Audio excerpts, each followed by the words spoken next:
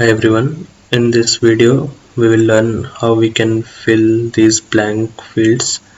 So let's start with this video. First we will select this data and we have to go to home, then we have to go to find and select, as you can see here.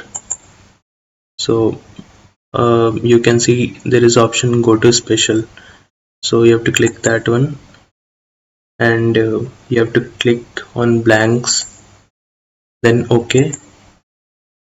Now just start typing, don't scroll or type anywhere, just start typing what you have to type, like no data.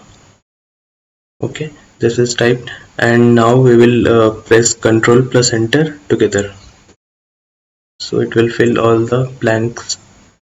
So thanks for watching this video.